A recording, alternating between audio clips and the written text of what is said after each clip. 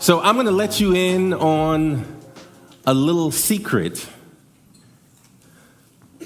about Alice.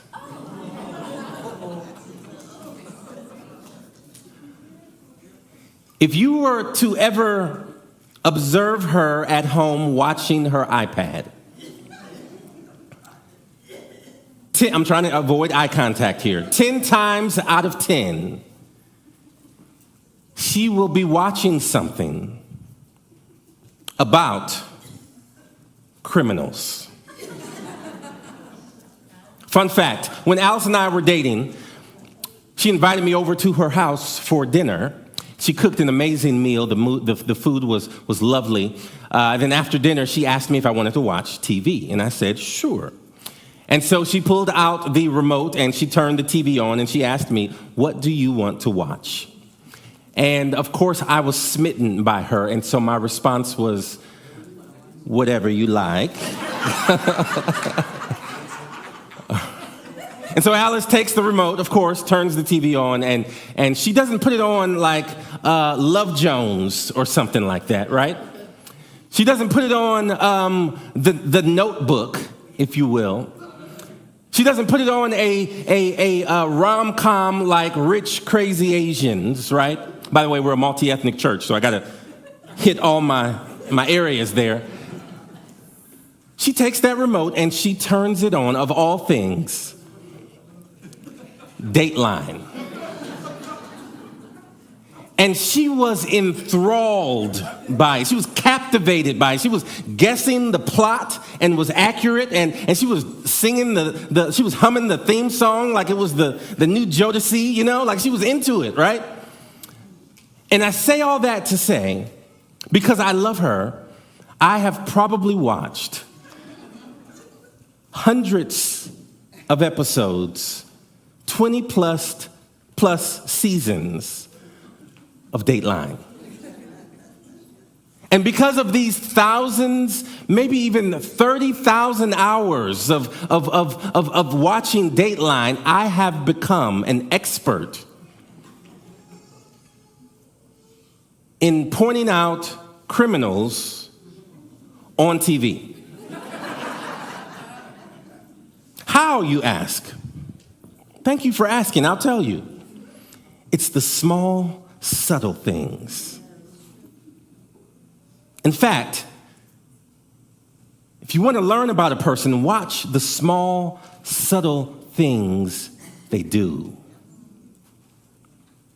It's the small, subtle things. In fact, when we watch the small, subtle things we do are a microcosm of the large, blatant things we've done. Let me say that again. The small, subtle things we do are a microcosm of the large, blatant things we've done. And in our text for today, Exodus chapter 20, God is giving us the 10 commandments. He's observing the Israelites as they are doing these small things. And what he is doing is teaching them. He is observing these small, subtle things they do and addressing the large, blatant things they've done through the 10 commandments. In fact, I want to let you know something. The reason we break the last 6 commandments is because we've already broken the first 4 commandments. Meaning they are interconnected. There's a connection between them. The reason we break the 6 last commandments is because we've already broken the first 4 commandments. Let's recap. First commandment is what? Okay, let's not recap. Let's inform. The first commandment is no other God besides me, right? Second commandment is do not bow to other gods. So remember, the third commandment is watch your words. Or as we talked about last week, it's this idea of carrying the weight, the weight of God's name carefully. Do not use my name in vain. Commandment number 4, remember, this is in the shape of a house, and this is a bed. The person is resting. Honor the Sabbath. Make it holy. These first 4 commandments are God addressing Israel and teaching Israel how to engage with him. He's teaching Israel how to engage with himself. But the last 6 commandments is God teaching Israel how to engage with others. And so let's take a look. Exodus chapter 20, beginning at verse 12. If you are excited to study God's word this morning, let me hear you make some noise today. I love it. I love it. I'm excited too. If you don't have a Bible, by the way, raise your hand. One of our ushers would love to provide a Bible for you. If you can't see and need a book light, raise your hand. Our ushers would love to provide a book light for you as well. Exodus chapter 20, beginning at verse 12. Here's what it says. Commandment number 5 says to honor your father and your mother. Honor your father and your mother. The Hebrew word for honor is the word kabed, and it literally means to give weight to something. This word honor and honor your mother and father is the Hebrew word kabed, and it literally means to give weight to something. Remember last week we talked about the 3rd commandment. The 3rd commandment is don't use the Lord's name in vain. And oftentimes when we see this commandment, we assume that it's talking about just his words. But what God is saying in the 3rd commandment is carry the weight of my name carefully. Now, what does commandment number 3 and commandment number 5 have in common? It's this idea of weight and understanding weight. Now, I want to clarify. I'm not talking about W-A-I-T. I'm talking about W-E-I-G-H-T, weight, right? In fact, one could argue that the main issue that God is trying to address in the wilderness and through all the commandments is weight. He's trying to help them understand this concept of weight or honor. God is saying, don't give weight or honor to Pharaoh. Don't give weight or honor to Geb. Don't give weight or honor to Heket. Don't give weight or honor to Amun-Ra. Don't give weight or honor to Baal. Why? Because they are not worthy of weight. They are not worthy of honor. And who or what you give weight to is important. Who or what you give weight to matters. One could say that commandment number 1, what it's really trying to say is do not give weight to any other god. Really, what commandment number 2 is saying is don't give weight to any other thing but me. What commandment number 3 is really saying is carry the weight of my name carefully. What commandment number 4 is really saying is give all weight to me, especially on my day, the Sabbath. God is telling Israel and he is telling us to give proper weight to him. Which means that the final 6 commandments is God helping us understand how to give proper weight and honor to others. Verse 12 says, honor your father and mother. Give the proper weight to your mother and your father. Now, I want to help you understand this concept of weight because it's important for us to understand it. This is, I believe, the main thing that God is trying to help the people of Israel understand, and it's the same thing that God desires for us to truly understand, this concept of weight. And so, this is a bucket of blue water. I made the water blue on purpose so you can see it better. Maybe I need to reach out to Washington, D.C. and show them how to make the water. Bad joke. Okay. Bad joke. Okay, so this is water. This is a bucket, right? This is a rock. Now, question becomes, if I were to take this rock and place it in this bucket, what would happen? Would the rock make way to the water, or would the water make way for the rock? Well, we don't have to guess. We can just do it, right? Y'all want to see me put this rock in the water? Children, y'all want to see me put this rock in the water? If you don't want to see me, I won't do it. You want to see me do it? All right. Rock, water, what happens? What happens? The rock didn't give way to the water. The water gave way to the rock. The rock didn't give way to the water. It didn't push the water. It didn't push the rock out and force it to float. No, the water made way for the rock. It dispersed the water and made way for the rock. And what God is trying to help us understand in the first 4 commandments is your life must give way to me, not the other way around. You must allow me to sink in. You must allow me to displace everything in your life. Why? Because of my weight.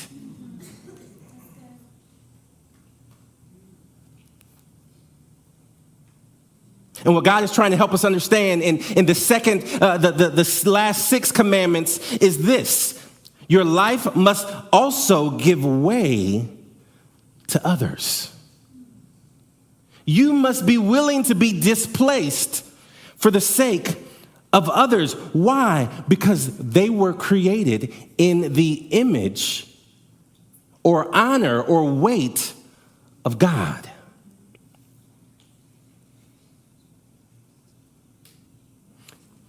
God helps us understand how we do this. He begins by saying, honor your parents. Give weight to your parents. Be willing to be displaced. Why? For the sake of your parents. In the wilderness, according to Jewish history and according to the book of Leviticus, one of the main issues that was happening in the wilderness was that older children were neglecting their aging parents, meaning they weren't providing for them food and water and shelter and clothing. In fact, according to research, there was a lot of generational dysfunction happening in the wilderness. There was a lot of generational disrespect happening in the wilderness. God wasn't just coming up with these commandments willy-nilly. He was observing what was happening in Israel, and he was addressing those things. Why? Because small, subtle things are a microcosm of the large, blatant things that we do. So God is observing the people of Israel, and he's given a list of things not to do based on what they are already doing. And he says to them, honor your mother and your father. The Israelites are walking around, the older children are walking around Israel, and they're saying, Mom, can't you walk any faster? Like, Dad, can you speed up a little bit? Mom, can't you prepare your own meals? Dad, can't you go and get your own water from the rock? Why do I have to continue to bring it to the tent? Can't you grab your own manna and bring it to the tent, to the camp, instead of me having to do it? Why can't you do it? And in their mind, their aging parents had nothing else to offer them. Why? Because they couldn't offer them wealth or land or inheritance. And so in their mind, you are nothing to me. How do we honor our mother and father? How do we give the proper weight to our mothers and our fathers, whether they are living or not, whether we are young or old? It doesn't matter. I want to give you a list of things to do. There's a couple of obvious ones. Number one, we learn from them. We should listen to the wisdom that they have and learn from it. Number two, we should show gratitude to them. Number three, we should speak well of them. And if we don't have anything good to say, then maybe we shouldn't say anything at all. We should celebrate them. But most important, this is where the tension lies. This is countercultural for us. The way we honor our parents is we cater to them. We cater to them. We make sure, now there are boundaries to this, of course, right? We have to set proper boundaries to this, but we should cater to our parents. We should make sure they have the food and the drink and the shelter and the clothing that they need. We should put them before ourselves.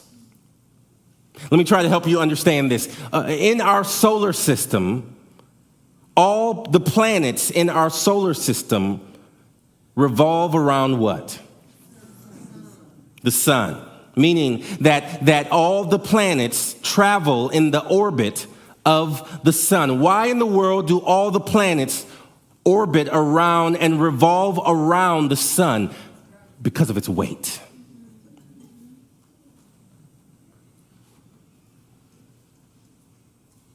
I think statistically, the 99.98% of the weight or mass comes from the sun in our solar system.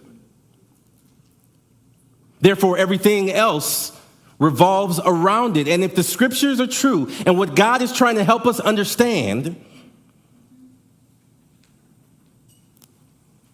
that's true for us and our parents. Our lives, if the scriptures are true, should revolve around our parents, not their lives revolving around us. It's quiet in here. It's controversial. But if the scriptures are true, that's what God is trying to teach us here. Now, I could literally spend the entire message on that one topic. But we got more to talk about. Let's keep moving. God says to Israel, when you do this, verse 12 says, you may have a long life in the land that the Lord your God is giving you. This is the only commandment that gives with it a promise, that gives with it a expectation along with it, which means that there's some meaning to it. When we honor our parents correctly, whether young or old, some of y'all parents are looking at your children like, yeah, you hear this, right? But maybe you need to be thinking about yourself as well. Honor your father and your mother. For when you do this, you may have a long life in the land that the Lord of your God has given to you. How else do we honor those around us? Well, verse 13 tells us, do not murder. The Israelites were up in the wilderness arguing with each other and solving arguments by killing one another, by murdering one another. What does murder mean? Let me define murder for you. Murder is the unlawful and unbiblical killing of one another for unauthorized, selfish reasons.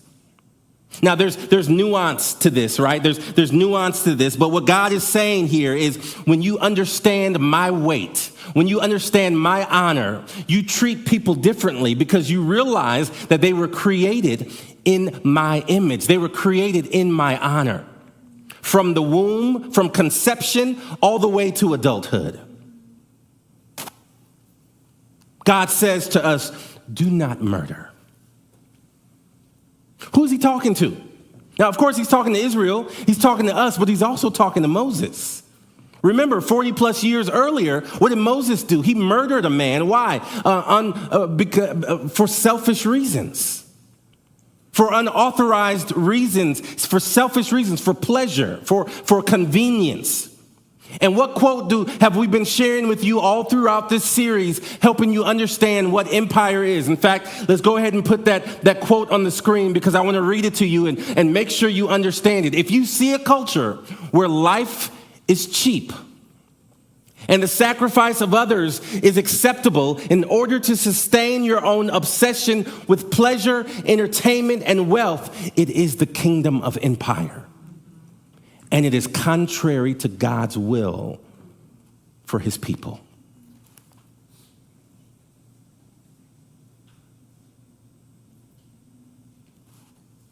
Do not murder. God goes on to say in verse 14, do not commit adultery. The Israelites were up in the wilderness, messing with each other's spouses when the other spouse was not looking.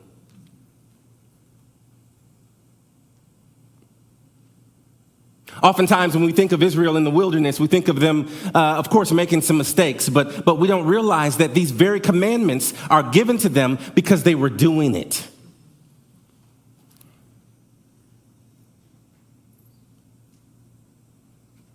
The reason some people cannot remain committed in their covenant relationships with their spouse is because some people can't remain committed in the covenantal relationship with God.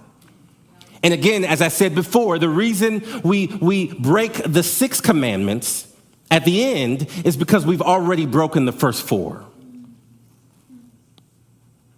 God says, stop. Verse 15, commandment number 8 says, do not steal. The Israelites were stealing from each other. They were in the wilderness when one family was asleep, they'd go over and steal his cattle or gold that was plundered from the Egyptians, or silver, or his spouse.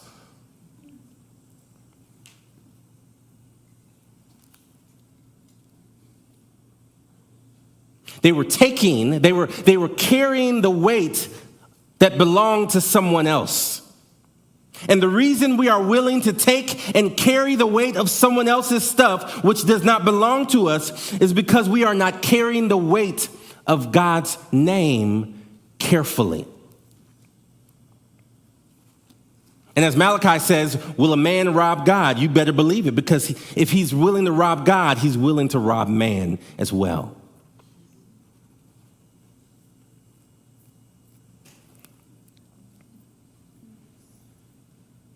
Verse 16, the 9th commandment says, do not lie. Do not bear false witness. The people of Israel were lying to each other. What they were doing was they were forming these camps or these alliances with other Israelites against other Israelites, and these camps were stealing from the other camps. And then when they come before the judge, they had all these people in their camp bearing false witness, saying, "Oh, John was with me. He didn't steal that from Susie." And the reason we are willing to bear false witness is because we have already bowed to false gods. The reason we break the last 6 commandments is because we've already broken the first 4.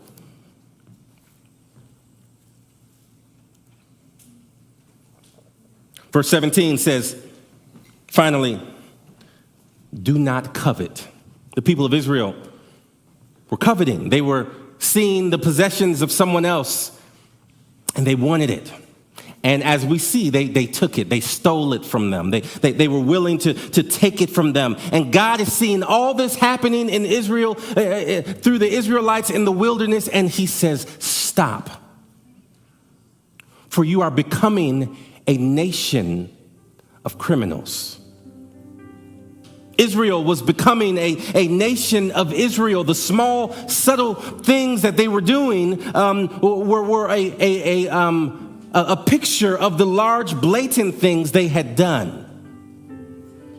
And God says to them, the only way that you can change, the only way that you can stop is to give way to me. The only way you can stop is to give way to my commands. The only way you can stop is to be willing to be disgraced and displaced from what your will for your life.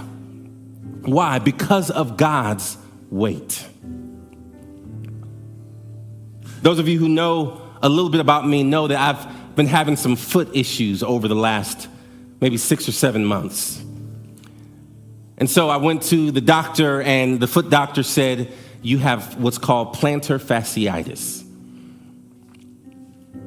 And he says, most likely it came from two things, one of two things or both things. Number one, he asked me if I was an athlete, and I said, if you only knew.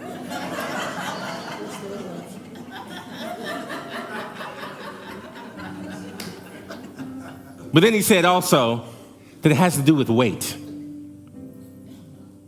and how your body distributes weight.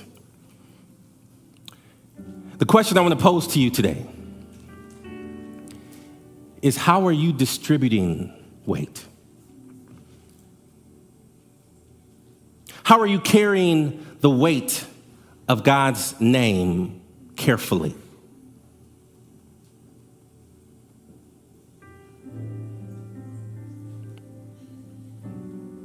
Are you giving way to His will in your life?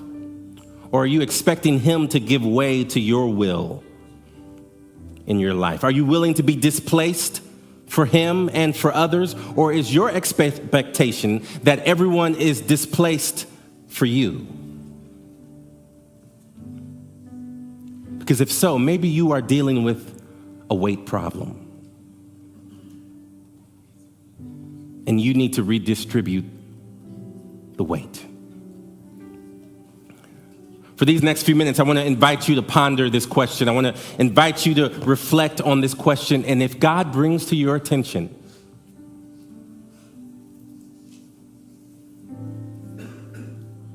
something in your life that is unbalanced, if God brings to your attention that you are not carrying the name of His weight correctly, I want to invite you to confess it today, surrender it to God, and begin the process of redirecting the weight in your life.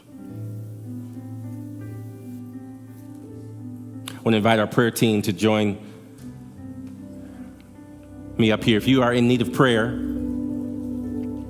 if maybe you are dealing with something and need someone to pray over you, to intercede on your behalf, our prayer team would love to pray with you this morning. Maybe for some of you, you just need to bow down where you're sitting and confess something to the Lord. Whatever it may be, let us use these next few minutes to reflect and to surrender to God.